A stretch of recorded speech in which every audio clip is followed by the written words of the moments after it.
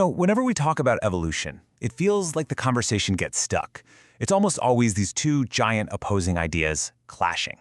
But what if that whole debate is missing a huge piece of the puzzle?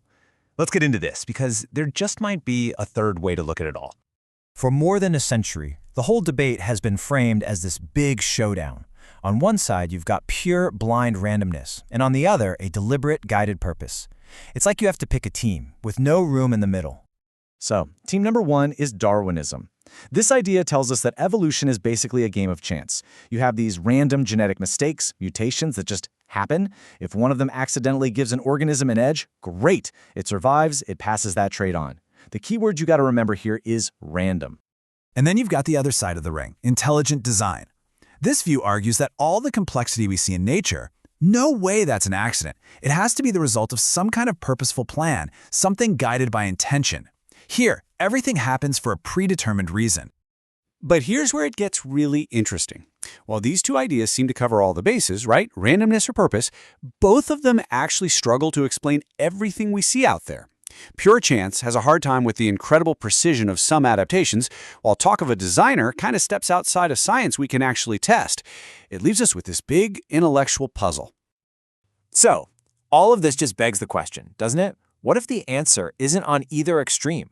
What if there's a middle path that could actually bridge the gap between pure chance and deliberate intention? And that is exactly where this new idea comes into the picture. It's a third way called the feedback mechanism of evolution, or FME for short. And this idea totally reframes the debate. It suggests that evolution isn't random, and it isn't planned. It's responsive. So, what is FME really? At its core, it's this idea that evolution is a direct feedback loop with the environment, especially during an organism's earliest stages of development. So it's not about lucky accidents, and it's not about a pre-written blueprint. A better way to think about it is like a dynamic conversation that's always happening between a living thing and its surroundings. And this right here is the absolute key to understanding it. The environment provides signals that guide how an organism develops, but the environment doesn't have a goal. It doesn't have a purpose in mind. It's like a plant turning towards the sun. Yeah, the sun is guiding the plant's growth, but the sun isn't trying to make the plant grow that way. The process is responsive, but it is not intentional. Okay, so how does this whole feedback thing actually work? I mean, how can something be guided without a guide? Well, let's break down the mechanics of this feedback loop and see how it works, generation after generation. It really boils down to 4 key steps. First, the environment sends out signals. We're talking about things like temperature, what food is available, even stress. Now here comes the most important part, energy allocation. A developing embryo has a limited energy budget. It can't build everything at once. So, in response to those environmental signals, it shifts where that energy goes. The environment is basically telling the embryo, hey, it's going to be cold out here. You better invest more energy in developing fat for insulation.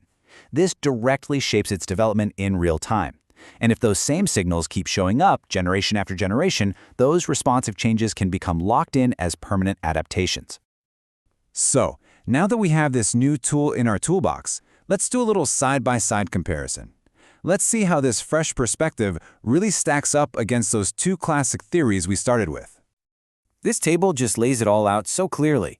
Look at the driving force. You have random mutation, deliberate purpose, and now a third option, environmental feedback. But check out the role of environment row.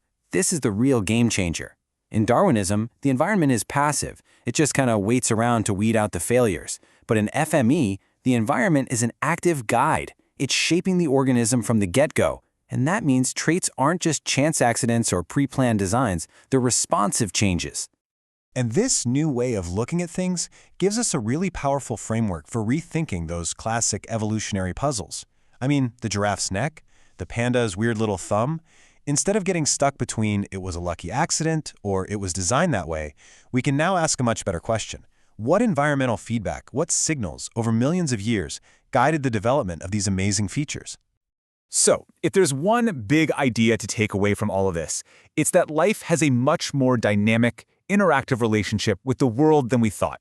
Organisms aren't just passively trying to survive in a world of chance. They are being actively and constantly shaped by the world they live in, right from the very beginning. And that leaves us with a pretty profound final thought to chew on. If evolution is really this story of constant feedback between an organism and its environment, well, it makes you wonder, doesn't it? In our world today, which is changing so fast with all its new pressures and signals, what feedback is shaping the future of our own species?